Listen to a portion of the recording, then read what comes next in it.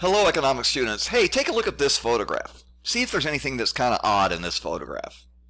Well, as you look at this photograph, you may have noticed that there's a neighborhood, obviously, and in this neighborhood you have little yards. This is not a wealthy neighborhood, but middle-class homes, small yards, but the yards are all green. But once you get out of the neighborhood where people actually live, notice how brown it is. This is a Google Earth view of a community in Southern California.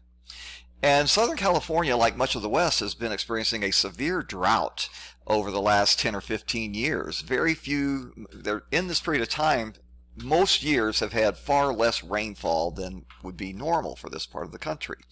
Southern California and much of the West has marginal rainfall even in good years, but in a good year, in a normal year, you would probably see this vacant land at least have some green in it. But the only green you see here is in the lawns. How is that possible? Well, obviously, people who live on that property are watering their lawns, okay? And they're able to maintain green lawns even in a drought. Let's take a look at another picture. This photograph is taken in Palm Springs. Palm Springs is located in the desert of Southern California. Again, notice where you do not have someone owning the property. It looks pretty barren and dead. But look at this beautiful, huge mansion in Palm Springs, a very wealthy community, and you have that big, immaculate, well-groomed green lawn. You have quite a few trees growing in that lawn, and these trees are not native to Southern California. They planted these trees. They even have a swimming pool full of water, even in a drought year. How is this possible? Well, obviously, they're using a lot of water, scarce resource in a drought, even in the best of years, because Southern California is fairly arid. So even in the best of years, there's not a lot of water, but in a drought year, it's really, really tough.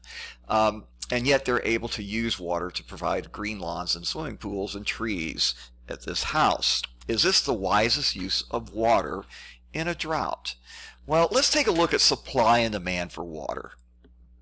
Most years, supply and demand for water would look like what you see here.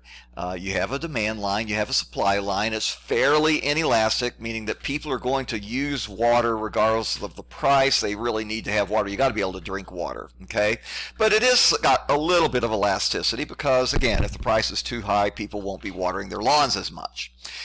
What communities have done, sometimes it's the community, sometimes it could be the state, they've established a price ceiling for water. We pay for drinkable water that comes out of your faucet, and the price ceiling is set roughly at the equilibrium price that exists in most years. Okay, so in most years that price ceiling is fine. It's not going to cause any issues. But in a drought year, it may look a little bit different. Here's the supply and demand of water in a drought year.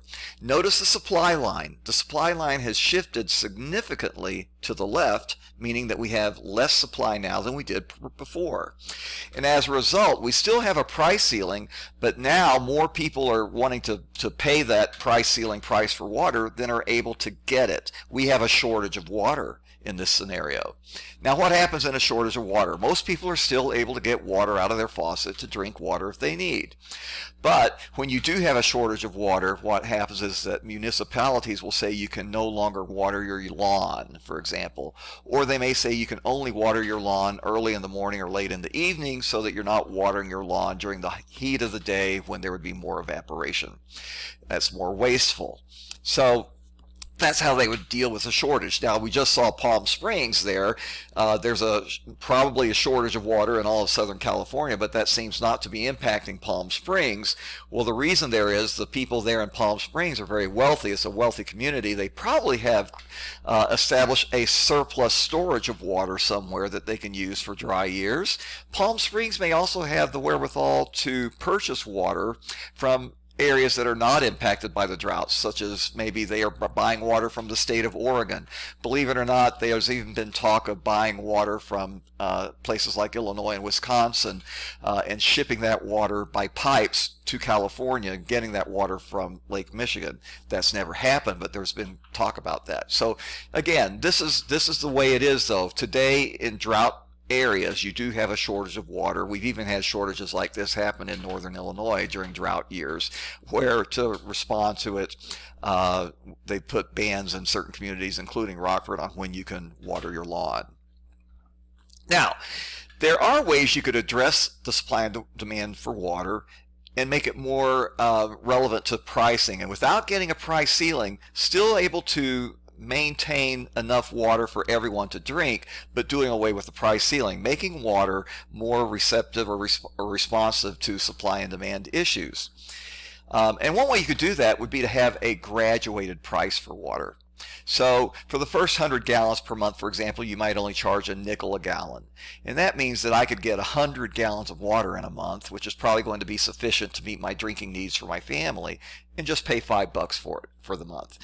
But on the other hand, if I have a big house with a big lawn and I want to water my lawn so that I can have a green lawn, I might be using more than 10,000 gallons of water in that case. And so for every gallon of water over 10,000, I would have to pay $1 a gallon. That could get very expensive very quickly. So it's graduated. You wouldn't pay, for example, if you use 10,000 gallons of water, you wouldn't pay 75 cents for each gallon. It would be graduated. So only the first 100 gallons I'd pay 5 cents, from 101 to 515 cents. That's kind of the way to go. But it could still add up to a lot of money if I use my water wastefully. And this would probably ensure then that those who need water can get it, because it will be cheap, but those who want to use a lot will have to pay a lot. Maybe some people will stop watering their lawns because of it, and that would increase the amount of water available to everyone. So that's the supply and demand of water in a potential scenario, a way to get around the use of a price ceiling that would create a shortage of water in drought years. Let's look at another scenario, the Olympics. The Olympics are kind of interesting. Here's the supply and demand for figure skating. A couple of things to point out here. First of all, look at the supply line. The supply line is perfectly inelastic. Remember, an elastic supply would have a gradual slope. Inelastic supply has a steep slope. Well, here you can't get any steeper than vertical. Okay, this is perfectly up and down. It's perfectly inelastic. The reason for that is the quantity on figure skate supply is fixed right here at this quantity, whatever that is. That quantity is the number of seats in the stadium that is used to watch figure skating. Supply is fixed at the capacity of the stadium. Now, demand for figure skating is high. It's a very popular sport. But what the Olympic Committee has done is establish a price ceiling for tickets. They want to ensure that people from all over the world can afford to watch the events. Figure skating is very popular. There may be people from poor countries who want to watch the figure skating event in person. So they want to ensure that if you are in the city that's hosting the Olympics, that you're able to afford tickets. But as a result of establishing that price ceiling below equilibrium, you're going to have a shortage. So more people are going to want to buy tickets to figure skating event than there are tickets available to them, therefore creating a shortage because the price ceiling is set below the equilibrium price. Let's look at another event, curling. Curling is not as popular as figure skating. If you watch curling on television and they scan the stadium, you will likely see that there are some empty seats in the stadium who's watching the curling event. That's because, again, they've established a price floor. In this case, they kind of basically have the same price for tickets whether you go to see curling or figure skating. You have a price floor. Now the equilibrium price for the tickets is much lower than the price that's being required. So therefore, equilibrium being lower than the price that's being offered, you have a surplus of tickets. Okay, so it's going to look like this. Again, the curling has a fixed supply, but look at the demand curve compared to the demand curve for figure skating. It's much more elastic, and it is, there's a much lower limit to the price that people are willing to pay for the curling event. So that's supply and demand for Olympics. You do get shortages and surpluses for certain events in the Olympics, and this is why from a supply and demand point. Okay, let's look at one more that's kind of interesting, and that's the supply and demand of human body parts.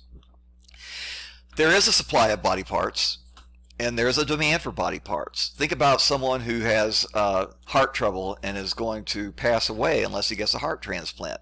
There are people like that. There is a demand for human hearts, but there's also a supply. There's only a certain number of human hearts are available for transplant. So the supply and demand for body parts looks kind of like this. I'm going to show two countries, the United States and France. Here's the supply and demand for body parts on the left side for the USA. In the United States, if you want to donate your organs on your death for use and for medical purposes, you have to proactively sign the back of your driver's license or whatever. Whenever you go get a driver's license, you must proactively agree to be an organ donor. Okay? In France, on the other hand, you are automatically an organ donor unless you proactively say, I do not wish to have my body parts used for medical purposes. Okay, so since you are automatically an organ donor in France, and you have to proactively opt out of that, the supply of organs in France is going to be much greater on a per capita basis than the supply of organs in the United States, where you must proactively choose to be an organ donor. You are not automatically assumed to be one. As a result, the equilibrium in the United States is much higher because the supply is much lower, and you get a shortage. Notice that the shortage is on the Q line. That's because organs are free. The price being charged is zero. So therefore, your shortage occurs on the quantity line where price is zero. Same here over in France, but notice because there's a greater supply of organs in France, the shortage is much less. In the United States, if we were to say you're automatically assumed to be an organ donor, it would shift that supply curve significantly to the right, which would make that shortage much, much less. However, I don't think that's going to happen in the United States. We tend to shy away from being forced to do something. Rather, we choose to usually proactively have to agree to doing it. Now, there has been some talk, though, of making the supply and demand of organs responsive to price. That is, the supply of organs be monetized. That would be a possibility where money would be paid to people who choose to donate their organs. And that would look like this. We would go from having a perfectly vertical supply line that is inelastic to a new supply curve which would have some elasticity. Some people who do not proactively choose to donate their organs when there is no money involved will now choose to donate organs because now they can get money. Now, how's that going to work? Who's going to be getting the money? Well, I won't get it if I'm donating my organs because I will have died. But I could stipulate in my will, or whenever I choose to make that donation, that my descendants will get the money. My money will be given to my wife or my family on my death that is generated from monetizing the organ donation. Or I may have that money given to charity, my favorite charity. It could be monetized. The person whose organs are being used obviously won't get the money, but his loved ones or a charitable organization would. Now, the important thing here is that by monetizing it, we're going to actually have more organs available for transplant. Therefore, more human lives will be saved. Look at the red line here. The red line represents the increase in the number of transplants that will occur in a free market for human organs. More organs will be available, more lives saved. Without that monetization of supply, the shortage would be this entire line from where my cursor is here all the way to here. But now the shortage is less. It's just from the equilibrium quantity to here, to the original supply line. Oops, I'm going to go back. I didn't mean to do that. More lives are saved. Now, this may sound grotesque to you. Do we really want to monetize life in this way? But the fact of the matter is, by doing that, there is no doubt that lives would be saved. I've known of people who are on waiting lists for a new kidney. Their life, they lost their life because the kidney available for them never materialized. Had kidneys been monetized, maybe the people I know who had kidney disease and passed away, they may have been able to be saved. So think about that. And I believe you're going to have an assignment dealing with this idea of human body part monetization. This is where we get into positive and normative economics. Normative economics, I know, should we do something? I know that I can increase the supply of organs. Should we increase the supply of organs, though? That's normative economics. And with that, we're done.